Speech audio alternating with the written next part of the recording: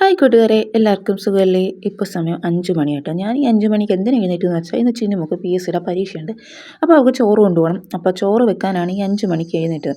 അപ്പോൾ ഗ്യാസ് അടുപ്പ് തലേ ദിവസമായപ്പോഴേ തീർന്നു. ഗ്യാസ് ഉണ്ടായിരുന്നെങ്കിൽ 6 മണിയാകുമ്പോഴെങ്കിലും എഴുന്നേറ്റാൽ മതിയായിരുന്നു.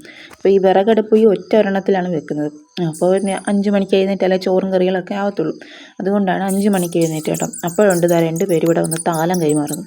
ശരിക്കും പറഞ്ഞാൽ എൻ്റെ പൂച്ചകൾ ഉറക്കമായതുകൊണ്ട് നീയൊക്കെ വന്നതുപോലെ പോയി. അല്ലായിരുന്നെങ്കിൽ ഉണ്ടല്ലോ ഇവർ വന്ന പോലെ എന്തായാലും ഒരു ഇടത്തില്ലായിരുന്നു കേട്ടോ. ഈ ഒരു ഫോട്ടോ എടുക്കാൻ വേണ്ടിയിട്ടാണ് ഞാൻ ക്യാമറയൊക്കെ ഓണായിക്കൊണ്ട് നിന്നത്. ക്യാമറയല്ല, എൻ്റെ ഫോണിൻ്റെ ക്യാമറ. അപ്പോഴാണ്ട് നമ്മുടെ എലികൾ ഇവിടെ കിടന്ന് അടിപിടി കലാശക്കൊട്ടായിരുന്നത് കണ്ടത്. അപ്പോൾ നമ്മുടെ പൂച്ചകളൊക്കെ ഇവിടെ ഉറക്കമാണ് കേട്ടോ. ആരും എഴുന്നേറ്റിട്ടില്ല. ഈ ഫസ്റ്റ് ഉറക്കം എണീച്ച ആളില്ലേ, ഇവളാണ് കിയാമോള്. ഞാനിട്ട പേരാണ്. എങ്ങനെയുണ്ട്, കൊള്ളാവും? അപ്പോഴും ചന്ദ്രൻ ഇവിടെ തന്നെ നിൽക്കുന്നേ ഉള്ളൂ കേട്ടോ. സമയം പോകുന്നു, ചന്ദ്രൻ അവിടെ തന്നെ നിൽക്കുന്നു. ഞാനും വെളിയിൽ കിടന്ന് ഇങ്ങനെ വീട്ടിന് ചുറ്റാ കറങ്ങുന്നേ ഉള്ളൂ കേട്ടോ. കാരണം വിറകടുപ്പ് വെളിയിലായതുകൊണ്ട് എങ്ങനെ അകത്ത് കയറിയാൽ തീ അണഞ്ഞു പോകും. അതുകൊണ്ട് കൂടെ നിന്ന് കത്തിക്കണം കേട്ടോ. അപ്പോഴേക്കും ഇടയ്ക്കൊരു ടീ ബ്രേക്കിന് കയറി കാപ്പിപ്പൊടി ഇട്ട് കാപ്പി ഉണ്ടാക്കി. പിന്നെ ഒരു മഞ്ചിരിപ്പുണ്ടായിരുന്നു, സൈഡായിട്ട് അതും കഴിച്ചു കേട്ടോ. അപ്പോഴേക്കും നേരം പരപരാ വെളുത്ത് തുടങ്ങി. കുറച്ച് പാത്രങ്ങളുണ്ടായിരുന്നു. അപ്പോൾ ചിന്നു അത് കഴുകി വെക്കുകയാണേ. ചന്ദ്രൻ കണ്ടോ, വന്ന് ഇപ്പം എൻ്റെ വീട്ടിൻ്റെ മുറ്റത്ത് വീഴുമെന്ന് തോന്നും കേട്ടോ. ആ അവസ്ഥയിൽ ചന്ദ്രൻ നിൽക്കുകയാണ്. അപ്പോൾ നമ്മുടെ പൂച്ചക്കുഞ്ഞുങ്ങളൊക്കെ ഉറക്കം എഴുന്നേറ്റിട്ടുണ്ട്. ഇവള് മിക്കവാറും വിറകടുപ്പിച്ചെന്ന് കൈയിട്ട് തോണ്ടാനാണ് ചാൻസ് കേട്ടോ. കത്തിക്കൊണ്ടിരിക്കുന്ന അടുപ്പത്ത് നിന്ന് തോണ്ടുക, ഗ്യാസ് അടുപ്പ് കത്തിയിരിക്കണം അതിൽ കൊണ്ടുവന്ന് കൈവെക്കുക, ഇങ്ങനെയുള്ള പരിപാടികളൊക്കെയാണ് ഈ കുഞ്ഞുങ്ങൾ ചെയ്യുന്നത് കേട്ടോ. അതിൽ തൊട്ടാൽ കൈ പൊള്ളുമെന്ന് ഇതുവരെ അവർക്ക് മനസ്സിലായിട്ടില്ല. അപ്പോൾ കുറച്ച് തൂക്കാനുണ്ടായിരുന്നു. അപ്പോൾ മുറ്റുമൊക്കെ രാവിലെ അങ്ങ് അടിച്ചു വാരി കേട്ടോ. എന്തായാലും നേരത്തെ എഴുന്നേറ്റല്ലോ.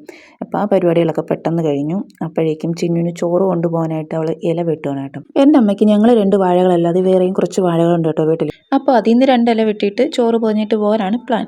അപ്പോൾ ഇന്ന് ഞാൻ ചിന്നുവിന് സ്പെഷ്യലായിട്ട് സവാള കൊണ്ടൊരു റോസ്റ്റ് ഉണ്ടാക്കി കേട്ടോ.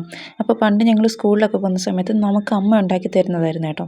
അപ്പോൾ ഇന്ന് അവൾക്ക് ഞാൻ സ്പെഷ്യലായിട്ട് അതാണ് ഉണ്ടാക്കിയത്. ഈ കറികളൊക്കെ വെക്കുന്ന പാത്രത്തിൽ ചോറിട്ട് അങ്ങോട്ട് വിരകി തിന്നൊരു പ്രത്യേക ടേസ്റ്റ് ഉണ്ടല്ലേ. ഞാനിവിടെ സ്ഥിരം ചെയ്യാറുണ്ട് കേട്ടോ. സാധാരണ ഞാൻ മീൻകറി ചട്ടിയിലാണ് ചെയ്യാറ്. ഇപ്രാവശ്യം അത് കിട്ടിയില്ല. അതുകൊണ്ട് ഉള്ളി റോസ്റ്റ് വെച്ച പാത്രം അങ്ങ് എടുത്ത് കേട്ടോ. അപ്പോഴേക്കും നമ്മുടെ കുഞ്ഞുങ്ങളെല്ലാം ഉറക്കം എഴുന്നേറ്റ് വന്നിരിപ്പുണ്ട്. അവർക്ക് ഉറക്കം ശരിയാവാത്തതുകൊണ്ട് അവർ ഇരുന്നുറങ്ങുകയാണ് കേട്ടോ.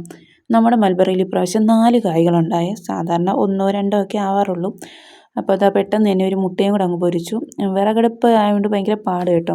തീ ഇടയ്ക്ക് കത്തും, പിന്നെ അണയും. ആകെ ഒരു മെനകെട്ട ദിവസമായിരുന്നു കേട്ടോ. അപ്പോൾ ഗ്യാസ് തീർന്നത് കൊണ്ട് പറ്റിയതാണ് ഈ അബദ്ധങ്ങളെല്ലാം.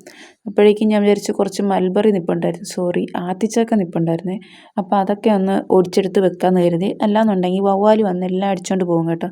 അപ്പോൾ ഞാൻ കുറച്ച് ഒരു 3-4 എണ്ണേ ഉണ്ടായിരുന്നുള്ളൂ, അതിനെ ഒടിച്ചു വെച്ചു.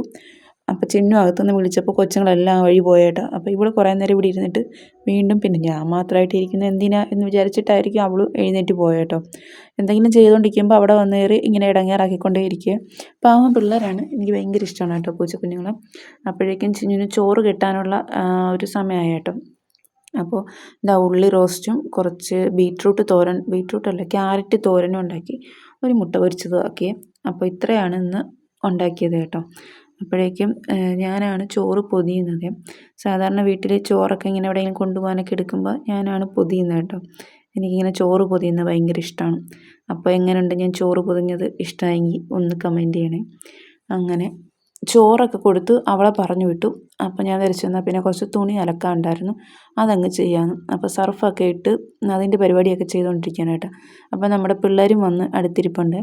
എന്തെങ്കിലുമൊക്കെ ചെയ്യുമ്പോൾ ഇതുപോലെ അടുത്ത് വന്ന് കുറച്ച് നേരമൊക്കെ ഇരിക്കും കേട്ടോ.